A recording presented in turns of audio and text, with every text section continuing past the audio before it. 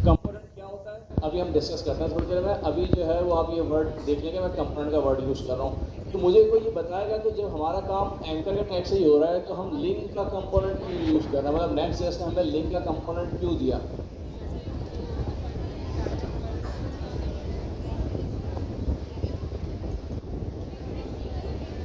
Refresh नहीं कर रहा। अच्छा, रिफ्रेश नहीं कर रहा तो इसका मतलब है कि इसके पास कंटेंट, मतलब जो आपका एंकर का टैग है सिंपल वो लिंक बना रहा है, और जो लिंक का कंपोनेंट ये कर रहा है कि टैग तो बना रहा है लेकिन साथ में कुछ बैकग्राउंड प्रोसेसिंग भी कर रहा है आपके लिए। और वो प्रोसेसिंग क्या कर रहा है कि वो उस जो लिंक आपने डिफाइन किया हुआ उस लिंक के ऊपर जो कंटेंट है उस कंटेंट को फैच करके ले आ रहा है आपके लिए बैकग्राउंड के अंदर। ठीक है, तो आप जैसे ही आप क्लिक करते हैं तो आप इफेक्ट ऐसा आता है जैसे पेज आपके पास से लोड हो गया, आपको रीलोडिंग में जाना ही नहीं पड़ा, बहुत फास्ट इफेक्ट आता है ना।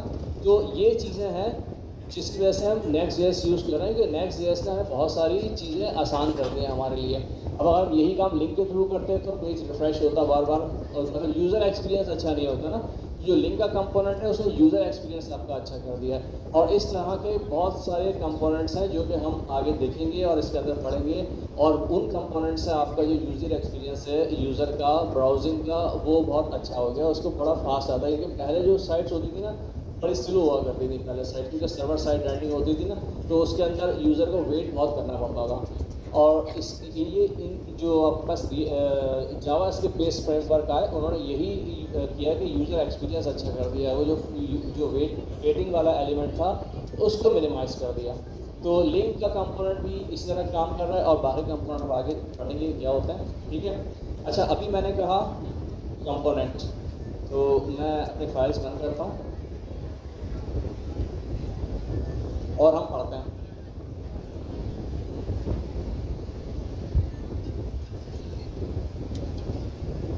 तो लाउड बोले, आवाज़ नहीं आ रही आपकी। है, अब इमेज जो है वो आप इमेज का टैग से भी कर सकते हैं और इमेज का कंपोनेंट भी यूज़ कर सकते हैं। अच्छा, अब उसका बेनिफिट यही है कि आप इमेज का टैग सिंपल एचटीएमएल वाला यूज़ करेंगे तो उस वो वही होगा जो एचटीएमएल जिस तरह से रेंडर होती थी। लेकिन जब आप इमेज का इसका कंपोनेंट यूज़ करेंगे तो वो बैकग्राउंड में क्या फंक्शनलिटीज़ दे रहा है जिसकी वजह से आप उसको यूज़ कर रहे हैं वो हम डिस्कस करेंगे आगे जाकर। ठीक है, अच्छा दूसरी चीज़ ये कि कंपोनेंट्स जो होते हैं वो आप अपने खुद भी क्रिएट कर सकते हैं। ठीक है, ज़रूरी नहीं है कि आप बने बनाए कंपोनेंट यूज़ करें। अच्छा ये बताइए कि अभी हमने 2 क्लासें हमारी हो गई हैं, एक क्लास अभी हुई थी और आज एक भी। क्या हमने कोई कंपोनेंट क्रिएट किया है?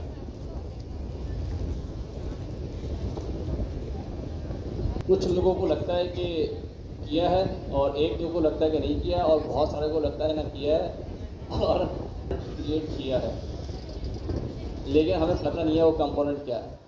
जो पेजेस हम बना रहे हैं ना, पेज नोटिफिकेशन कंपोनेंट है। ठीक है, तो इसका मतलब है कि फर्स्ट क्लास से हमने कंपोनेंट क्रिएट किए लेकिन हमें पता नहीं है कंपोनेंट हम क्रिएट कर रहे हैं। अच्छा, अब बेसिकली इसका फ़ायदा क्या है कंपोनेंट का ना, मतलब अब आप ये क्वेश्चन करेंगे भाई हम कंपोनेंट क्यों यूज़ कर रहे हैं जब हमारी सिंपल सी एचटीएमएल है उससे हमारे काम सारे हो रहे हैं, तो ये कंपोनेंट क्रिएट करने की आपकी ज़रूरत आई क्यों हमें।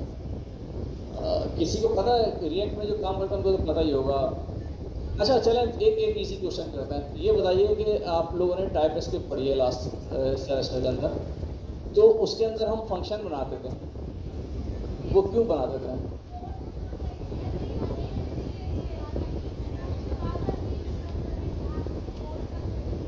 एग्जैक्टली, फंक्शन क्यों बनाते थे?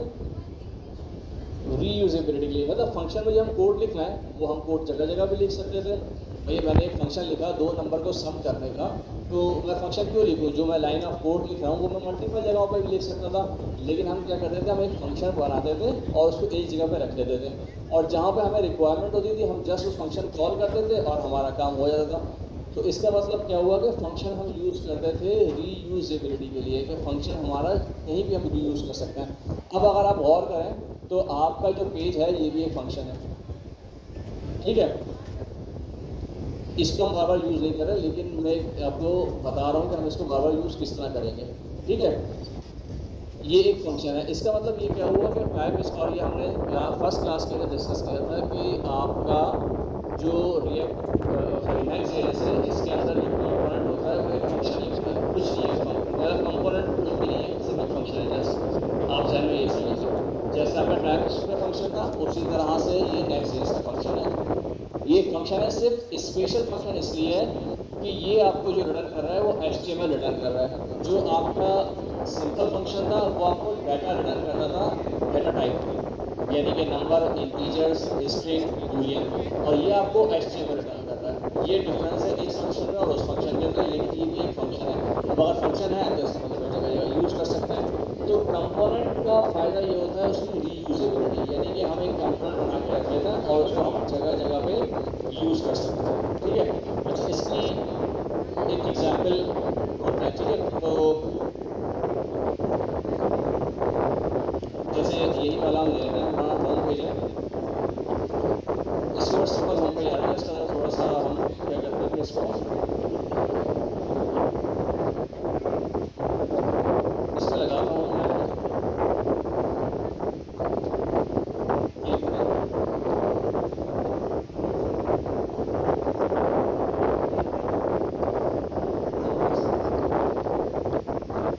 ये हम यहाँ पे क्या कर रहे थे कि रूल नंबर 1 ब्रेक कर रहे थे JSX का, तो हम पैरेंट टैग भी बना रहे थे क्योंकि हम मल्टीपल लाइन यूज़ करते हैं। सिंगल लाइन तो चलता था, मल्टीपल लाइन में हमको क्या करना पड़ेगा, पहले उसे पैरेंट टैग बनाना पड़ेगा। तो मैं ये करता हूँ रिएक्ट फ्रेगमेंट यूज़ कर लेता हूँ इसके अंदर,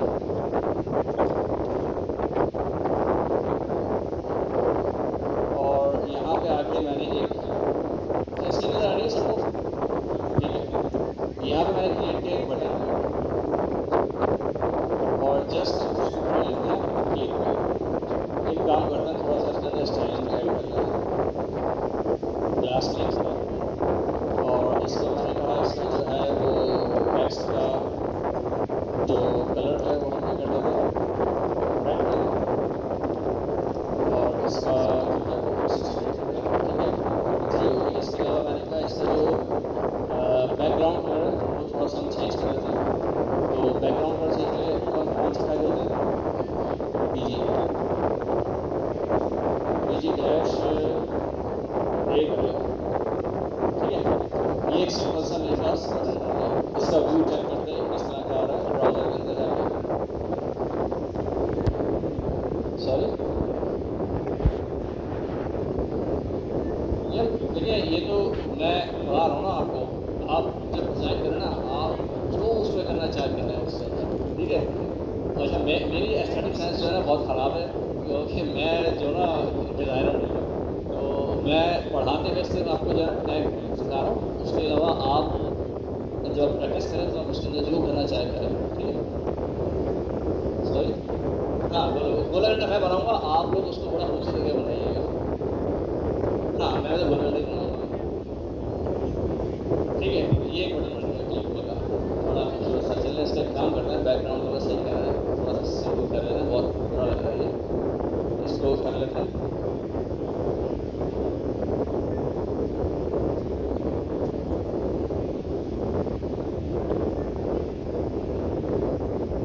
ये थोड़ा बेहतर लग रहा है, समझ में तो आ रहा है ना। ठीक है, अच्छा ये एक बटन बन गया मेरे पास, थोड़ा सा फॉन्ट साइज इसका कम कर लेते हैं। ये चले अभी उसको जाने देते हैं। अच्छा ये क्या हुआ, एक होम पेज और इसके ऊपर एक बटन बन गया। ठीक है, अच्छा अब आप देखेंगे क्या आप जो वेबसाइट बनाते हैं उस पर जो बटन है वो क्या मैं एक ही का यूज़ कर सकता हूँ, मल्टीपल जगह पे यूज़ कर सकता हूँ। तो अब मुझे ये बटन जो चाहिए अपना, वो ये बटन मुझे चाहिए जो कैटेगरी का पेज था ना वहाँ भी चाहिए मुझे। मैं आया कैटेगरी पे और पेज और JSX के अंदर आके मैंने इस LI के नीचे, अच्छा LI मुझे पैरेंट टैग में नहीं है, विजुअल के ऊपर एक पैरेंट टैग है इसलिए जरूरत नहीं थी। अब हमें क्योंकि बटन डालना है इसलिए मैंने एक पैरेंट टैग यहाँ पे बनाया,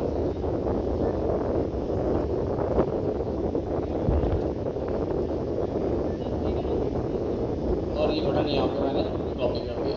ठीक है, अब जाके देखते हैं कैटेगरी का पेज अपना।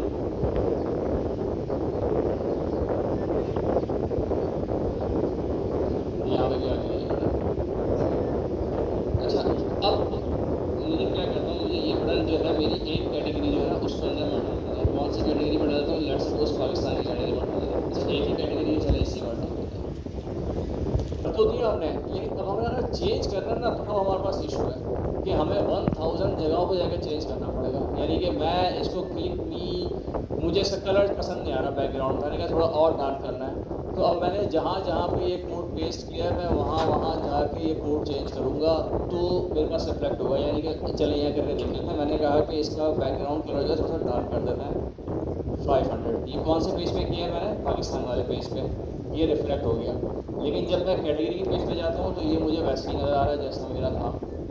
तो ये हमारे पास जो है हमारा काम हो रहा है। मतलब काम तो हो गया हमारा कि हमने बटन जहाँ जहाँ चाहिए ना वहाँ लगा लिया, लेकिन हमारा काम ये बढ़ गया कि हमने अगर चेंजेस करनी है तो हमने मल्टीपल जगहों पर जाकर चेंजेस करनी है। तो इस चीज़ को ख़त्म करने के लिए रिएक्ट ने हमें क्या दिया? हमें दिए कंपोनेंट। वो ये कह रहे हैं कि आप एक कंपोनेंट बना लो और उस कंपोनेंट को जहाँ जहाँ दिल चाहे वहाँ यूज़ कर लो, उसका कोड एक ही होगा। अब अगर आपने उस एक जगह पर चेंज करेंगे तो वो हर जगह पर रिफ्लेक्ट हो जाएगी।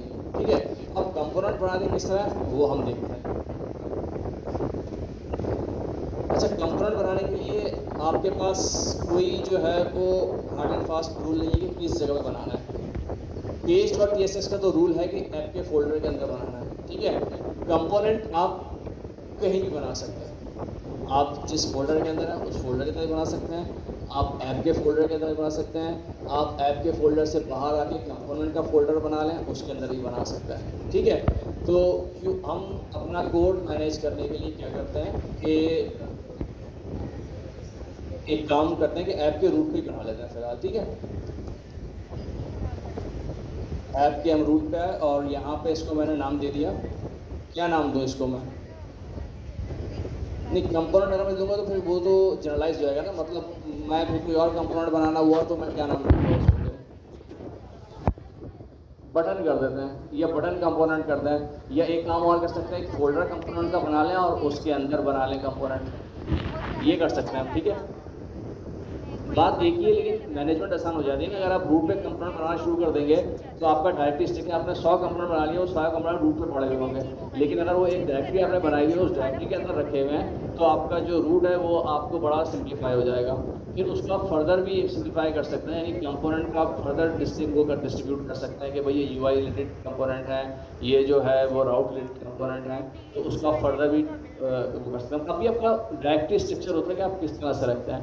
नेक्स्ट जेएस ने जो कहा है वो ये कहा है कि भाई आपने जो है वो page.txt पे काम करना है, फोल्डर स्ट्रक्चर क्या रखना है वो आप खुद बना लें अपना। ठीक है, तो मैंने एक काम किया, मैंने कहा यहाँ पे कंपोनेंट स्पेलिंग शायद गलत हो गई, और इसके अंदर आके मैंने कंपोनेंट में एक फाइल क्रिएट की और इसका नाम मैंने क्या रख दिया? बटन रख दिया। ठीक है, बटन डॉट tsx। अब क्या करूँ इसके अंदर आके मैं क्या लिखूँ?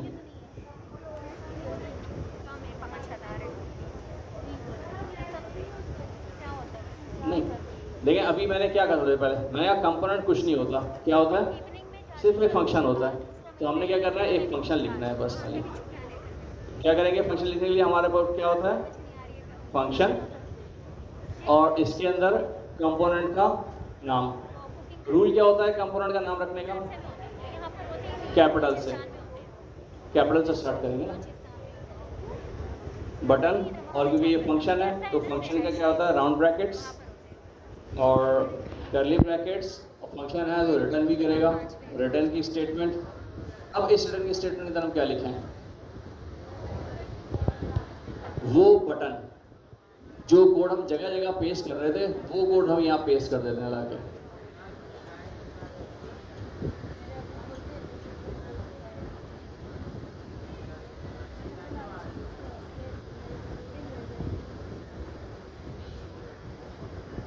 कुछ नहीं किया, वो एक कंपोनेंट है। क्योंकि मैं ये कह रहा हूँ कि कंपोनेंट्स एक फंक्शन है, कुछ नहीं है कंपोनेंट। बस आप एक ध्यान में रखें, कंपोनेंट एक फंक्शन है और कुछ भी नहीं है। फंक्शन है तो क्या होगा? फंक्शन का नाम होगा, वो उसकी एक रिटर्न करेगा वो। बस सिर्फ फर्क ये है कि वो रिटर्न करता है HTML, बस ये डिफरेंस है फंक्शन, इस फंक्शन में उस फंक्शन में। है सिंपल एक फंक्शन। अब हम क्या करते हैं, फंक्शन बना लिया तो हमें इसको एक्सपोर्ट भी करना पड़ता है। हम कर देते हैं एक्सपोर्ट डिफ़ॉल्ट और जो भी हमारा कंपोनेंट का नाम है। आ रहा हूँ, अभी उसी स्टेप पे आ रहा हूँ। ये तो बनाना सिखा दे रहे हैं, कंपोनेंट बनेगा किस तरह से। अच्छा इसे बताएं, इसमें कोई नई चीज़ आपको पता चली? कोई भी नई चीज़ हमने किया है? कोई नया काम नहीं किया हमने इसके अंदर, वही काम किया है जो भी हम करते आ रहे हैं। सिर्फ फर्क ये था कि वो हम page.tsx पे कर रहे थे और यहाँ पे हमने ये किया कि अपनी एक फाइल बना ली और उसके अंदर वही काम किया है, ठीक है। अच्छा अब क्योंकि ये page.tsx नहीं है तो अब हमारा जो Next.js है वो इसको रन नहीं करेगा, क्योंकि Next.js जो है वो सिर्फ page.tsx को रन करता है। तो हमने क्योंकि इसका कस्टम नेम रख दिया तो अब इसको रन नहीं करेगा। अब हमने क्या करना पड़ेगा, हमें Next.js को ये बात बतानी पड़ेगी कि हम ये कंपोनेंट यूज़ करना चाह रहे हैं। तो उसके लिए हम क्या करेंगे, जिस फाइल में हमने इसको यूज़ करना है हम उस फाइल के अंदर आएंगे page.tsx पे, और यहाँ से ये वाला जो कोड है बटन का, इसको हमने कर दिया डिलीट, ठीक है। अब हमने यूज़ करना है अपना कंपोनेंट। हमारे कंपोनेंट का नाम क्या है? अच्छा, कंपोनेंट यूज़ करने का तरीका क्या होता है? कंपोनेंट को उसी तरह यूज़ करते हैं जिस तरह आप HTML टैग यूज़ करते हैं, यानी कि HTML का टैग का नाम और उसका क्लोजिंग ब्रैकेट जो भी होता है। जैसे भी आपने लिंक का कंपोनेंट पढ़ा था, तो लिंक का कंपोनेंट किस तरह यूज़ किया था? जिस तरह HTML का टैग यूज़ करते हैं, बिल्कुल। तो अब ये अगर हमारा अपना कंपोनेंट है, इसको यूज़ करना है, तो हम जैसे HTML का टैग यूज़ करते हैं वैसे यूज़ करेंगे। तो HTML का टैग यूज़ करने के लिए हम क्या करते हैं कि हम ब्रैकेट ओपन करते हैं, इसके अंदर लिखेंगे अपने कंपोनेंट का नाम, हमने रखा है बटन, और इसको मैंने कर दिया क्लोज। अच्छा अब ये मुझे दे रहा है एरर। ये किस चीज़ का एरर दे रहा है? बिल्कुल, ये तो मैंने यहाँ पे क्योंकि मैंने बनाया था ना फंक्शन वो कंपोनेंट, और मैंने उसका यहाँ पे नाम लिख दिया। लेकिन अब Next.js को कैसे पता कि ये क्या चीज़ है? Next.js को तो पता है HTML के टैग्स, या जो उसने अपने कंपोनेंट बनाए हुए वो कंपोनेंट उसको पता है। उसको तो नहीं पता ये बटन क्या चीज़ है, ये तो मैंने अपना बनाया है। तो इसका मतलब है मुझे Next.js को ये बात बतानी पड़ेगी कि ये बटन का जो कंपोनेंट है ये कहाँ पे रखा हुआ है, इसको कहाँ से यूज़ करो। तो इसका मुझे इसका देना पड़ेगा पाथ, ठीक है।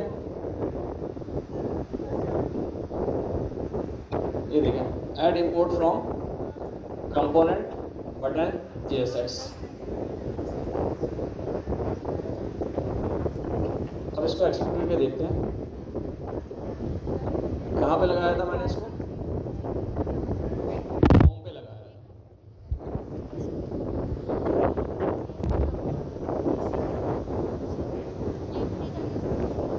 ये देखें,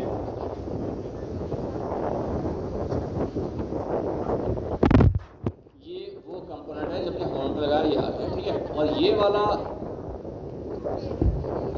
और ये जो कैटेगरी पेजेस पर है ये वो बटन है जो हमने हार्ड कोड किया हुआ, ये कंपोनेंट से कॉल नहीं किया हुआ। अच्छा अब हम इसको देखना चाह रहे हैं कि ऐसी बात है या नहीं। तो हमने क्या करते हैं, हम एक काम करते हैं कि अपने कंपोनेंट में जाता हूँ, और कंपोनेंट में जाने के बाद मैं उसका बैकग्राउंड कलर चेंज करता हूँ अपने कंपोनेंट का।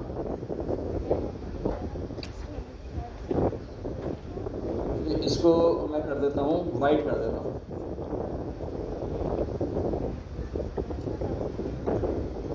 अच्छा वाइट कर देंगे तो नज़र नहीं आएगा, एक काम करते हैं ब्लू कर देते हैं इसको।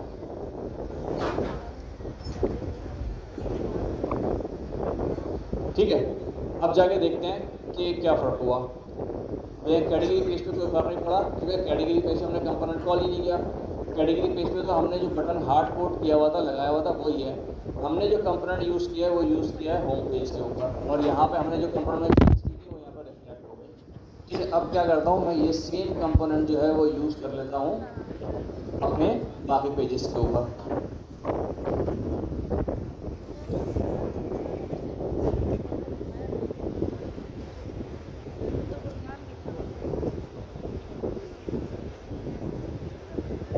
ये कौन सा है, कैटेगरी का पेज है। यहाँ पे मैंने इसको पेस्ट कर दिया, यानी कि जो मैंने कोड लिखा हुआ था वो हटाया और अपना कंपोनेंट यहाँ पर डाल दिया मैंने। और इस कंपोनेंट को मैंने क्या किया कि इंपोर्ट कर लिया अपने फाइल के अंदर। ठीक है, और ये कैटेगरी का पेज हो गया। उसके अलावा ये कौन सा पेज है, ये पाकिस्तान का पेज है। इसके अंदर ही मैंने यही काम किया कि अपना जो कंपोनेंट था वो यहाँ मैंने पेस्ट किया और इसको मैंने इंपोर्ट कर लिया। अब देखें जाके हमारे पास सब जगहों पे हमारा कंपोनेंट में जो कोड था वो आ गया है। तो अब हमें इसका फ़ायदा क्या हुआ, इसका फ़ायदा हमें ये हुआ है कि हमारे पास रीयूजेबिलिटी हो गई है। कंपोनेंट को हम रीयूज़ कर सकते हैं कहीं पर भी। ये हमने एक बटन बना के रख लिया है और इस बटन को हम किसी भी जगह यूज़ कर सकते हैं। ठीक है जी। कलर चेंज करना हो ना, अच्छा अब इसमें अब आप ये चाह रहे हैं हर जगह कलर चेंज करना है या सिर्फ एक जगह पे चेंज करना है? सबका अलग अलग ना, तो अब इसका मतलब ये हुआ कि इसके अंदर दो काम हो सकते हैं। अब एक काम तो ये हो सकता है कि आप या तो मल्टीपल बटन्स बना लें, ठीक है, कंपोनेंट बना लें मल्टीपल्स के, और जहाँ पे जो यूज़ करना है वो यूज़ कर लें। या दूसरा ये हो सकता है कि इसके अंदर आप क्या कर लें, क्या कर लें? अच्छा ये बताइए फंक्शन में क्या करते थे? फंक्शन में क्या करते थे हम जब फंक्शन यूज़ करते थे? पैरामीटर्स यूज़ करते थे ना। एक फंक्शन बना के अगर हम उससे मल्टीपल काम लेने हैं तो हम उसके अंदर पैरामीटर यूज़ करते थे, तो इसके अंदर भी हम कर लेंगे। इसके जो पैरामीटर उसको उसका एक पर्टिकुलर नेम होता है, उसको हम कहते हैं पैरम्स, ओ सॉरी प्रॉप्स, प्रॉप्स कहते हैं उसको। ठीक है, प्रॉप्स क्या होता है कि फंक्शन के जो आर्गुमेंट होते हैं उनको प्रॉप्स कहते हैं, और वो पास हो रहे होते हैं उस कंपोनेंट से जहाँ पे आप उसको कॉल कर रहे हैं, वहाँ से आगे वो पास हो रहा होता है। ठीक है, तो ये हम देखेंगे आगे जाके कि हम जो वो कंपोनेंट बना रहे हैं कि उनके प्रॉप्स किस तरह पास कर सकते हैं। ये बल्कि एक काम करते हैं ना, एक काम ये करते हैं कि ये आप लोगों का होमवर्क है। ठीक है, आपने कंपोनेंट में ये देखना है कि कंपोनेंट में प्रॉप्स कैसे पास करता है।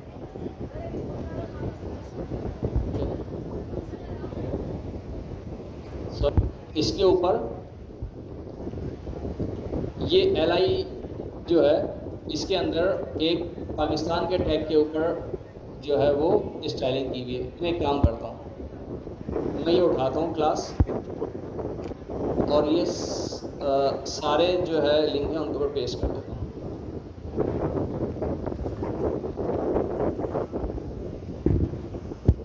अब आगे देखते हैं इसका व्यू क्या बन रहा है। जो कैटेगरी पेज था हमारा ये रहा। ठीक है, सब ब्लू होगा ना, तो यही तो किया, यही किया ना कि जो स्टाइल था वो सबको अच्छा ब्लू के बजाय एक काम करते हैं रेड कर देते हैं इसको, या ग्रे कर देते हैं।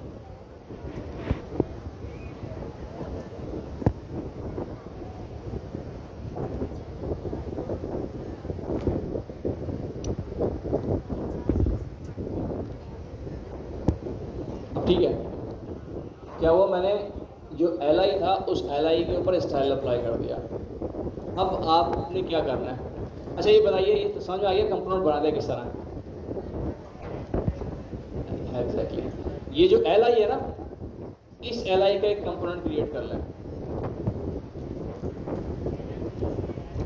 बस।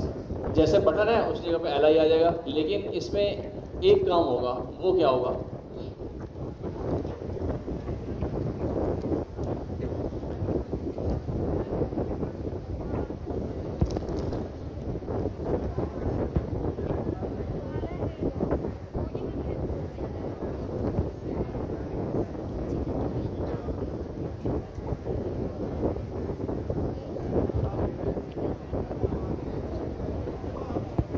इसका मैं एक कंपोनेंट बना सकता हूँ। कितने लोग एग्री करते हैं इस बात से? ठीक है, मतलब 3 या 4 लोग एग्री कर रहे हैं, बाकी लोग एग्री क्यों नहीं कर रहे? क्या उनको बनाना नहीं आ रहा इसलिए एग्री नहीं कर रहे, या वो ये समझते हैं कि हम कंपोनेंट बना ही नहीं सकते?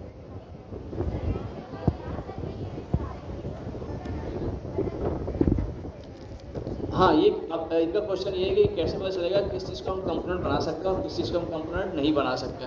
ठीक है, तो HTML का कोई भी टैग हो ना, उसको आप कंपोनेंट बना सकते हैं। ठीक है, जो HTML जैसे बटन HTML का टैग था उसका कंपोनेंट बना लिया, LI HTML का टैग है इसका कंपोनेंट बना लें, और कंपोनेंट हम किसका बनाएंगे? उसका बनाएंगे जिसको हमने बार बार रीयूज़ करना हो। अब यहाँ पे देखें ये LI जो है ये बार बार रीयूज़ हो रहा है, और इसके अंदर ये क्लास नेम के अंदर जो है वो मैं जो स्टाइलिंग दे रहा हूँ, ये स्टाइलिंग बार बार यूज़ हो रही है। अब इसका मतलब क्या हुआ कि अगर मुझे मैंने ये 3 है ना मेरे पास, अगर मेरे पास 100 कैटेगरीज हों और ये 100 लिंक बने हुए हों और मैंने सब पे स्टाइलिंग अप्लाई की हुई है, अब मुझे अगर इनका कलर चेंज करना है तो मुझे 100 जगह पे जाके चेंज करना पड़ेगा। तो उस चीज़ से बचने के लिए हम क्या करते हैं, हम कहते हैं इसका एक कंपोनेंट बना लेना है एल आई का, ठीक है। अब एल आई का कंपोनेंट तो बन गया, लेकिन इसके अंदर और बटन के अंदर एक फ़र्क है। बटन के अंदर क्या फ़र्क है, बटन का जो कंपोनेंट था वो कांस्टेंट था, उसके अंदर कोई चेंज नहीं थी। लेकिन जो इसका कंपोनेंट है उसके अंदर चेंज क्या है कि आपकी कैटेगरी का नाम चेंज हो रहा है, ठीक है। अच्छा चलें इसको एक छोड़ दें, अभी इसको हम बाद में करवा देंगे, मुझे लगा थोड़ा सा आप कंफ्यूज हो जाएंगे इसके अंदर।